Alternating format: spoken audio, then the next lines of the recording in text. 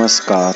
आप सभी को दिवाली और बंदी छोड़ दिवस की हार्दिक शुभकामनाएं। इसी के साथ मैं आपका ध्यान दिन ब दिन बढ़ रहे प्रदूषण के बारे में दिलाना चाहता हूं। लगातार बढ़ रहा प्रदूषण हमारे स्वास्थ्य के लिए बहुत नुकसानदायक है। इससे काफ़ी बीमारियां पैदा हो रही हैं। एक तो कोरोना महामारी के चलते काफ़ी लोगों को अपनी जान गंवानी पड़ रही है।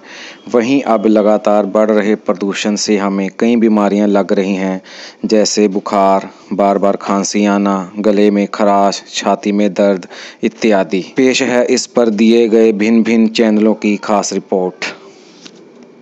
अमेरिकी संस्था की इस रिपोर्ट में दावा किया गया है कि उत्तर भारत, खासतौर पर पंजाब और हरियाणा में पराली की जलाए जाने से होने वाला वायु प्रदूषण सेहत के साथ अर्थव्यवस्था को भी भारी नुकसान पहुंचा रहा है।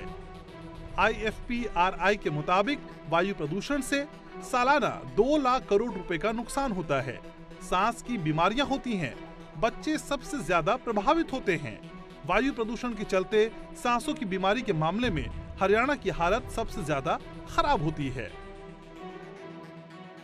IFPRI की रिसर्च फेलो और शोध के सह लेखक सैमुअल स्कॉट की माने तो खराब वायु गुणवत्ता को दुनिया भर में जन स्वास्थ्य के लिए महामारी के तौर पर जाना जाता है। ऐसे में आसपास के राज्यों में पराली जलाए जाने से दिल्ली की हवा में पार्टिकुलेट मैटर का स्तर WHO के मंजूर मानक से 20 गुना ज्यादा बढ़ जाता है। अमेरिकी संस्था ने अपने इस अध्ययन में भारत के ग्रामीण और शहरी क्षेत्रों में होने वाले सभी उम्र के लोगों की सेहत से जुड़ी जानकारियों का आकलन किया। इसमें नासा के सैटेलाइट से मिले आंकड़ों के आधार पर पराली जलाने वाले और इस समस्या से मुक्त इलाकों में सांस संबंधी बीमारियों का अध्ययन किया गया। इस अध्ययन में अस्पतालों में मरीजों से भी मुलाकात की गई। इस शोध में पराली के अलावा दिवाली के दौरान पटाखे जलाने और गाड़ियों की बढ़ती संख्या जैसे कारकों की पड़ताल भी की गई, जो सांसों की समस्या के लिए जिम्मेदार होते हैं। इसकी माने तो पटाखे जलाने से होने वाला वायु प्रदूषण की चपेट में आने से लगभग 7 बिलियन अमेरिकी डॉलर यानी लगभग 50,000 करोड़ रुपए का नुकसान होता है। अगर 5 सालों तक वायु प्रदूषण का असर ऐसा ही रहता है तो आर्थिक नुकसान 190 बिलियन अमेरिकी डॉलर यानी भारत की GDP के लगभग 1.7% के बराबर ठहरता है। यानी पराली और पटाखे से न सिर्फ सेहत के लिए आफत है, बल्कि बटुए पर भी एक जबरदस्त चपत है।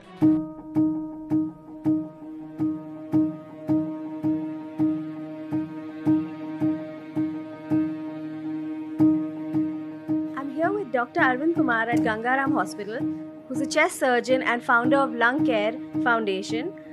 Doctor, you have seen an increase in the number of air pollution related cases, younger patients, people who were non-smokers who are coming in with these problems. Can you tell me about the degradation we are seeing in the lungs? So I'm a chest surgeon who's been practicing in the city of New Delhi for 30 years now. So I have been operating on people's lungs for 30 years. And I have seen a change in the color of lungs of people. So from a mostly pink lungs as I used to see way back in 1988 when I started my career at AIIMS New Delhi, only in smokers I would see black dots and black deposits. Today, I rarely see a pink lung, irrespective of the age of the patients I'm operating. So whether they are adults, they have black spots, or even teenagers whom I get to operate occasionally have black deposits on their lungs, which basically denotes the amount of toxins. I don't remember when I last saw a pink lung in the OT, and the clinical manifestation of that is the increase in the asthmatic problems in children, increase in pneumonias in children, increase in various lung infections in children as well as adults, increase in the number of COPD cases, a frightening development, and that is 4 changes that I am noticing in lung cancer. Number 1, an absolute increase in the incidence. So there are more cases coming now. Number 2, occurrence at a younger age. So earlier we were seeing them in 50s and 60s. and now we are seeing them in 40s, even 30s. 10% of my patients today are in 30s, and recently I saw a 28-year-old. Number 3, very few women earlier. Now nearly 40% of patients are women, and most of them are non-smokers from non-smoking families. And the most dreadful of the 4 is a change in the smoker-non-smoker ratio. So 1988, this ratio was 9:1. So 90% will be smokers, very few non-smokers. And recent data, my own data, shows it to be 1:1.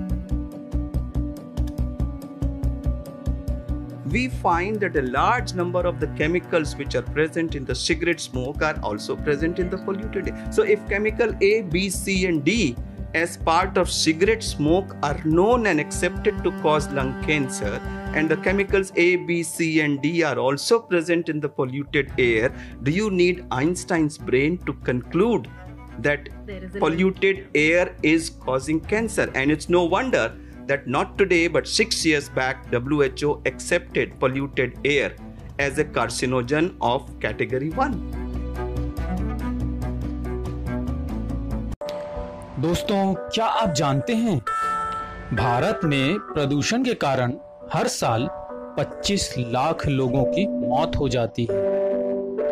Bharat की राजधानी दिल्ली आज विश्व के सबसे प्रदूषित शहरों में गिना जाता है।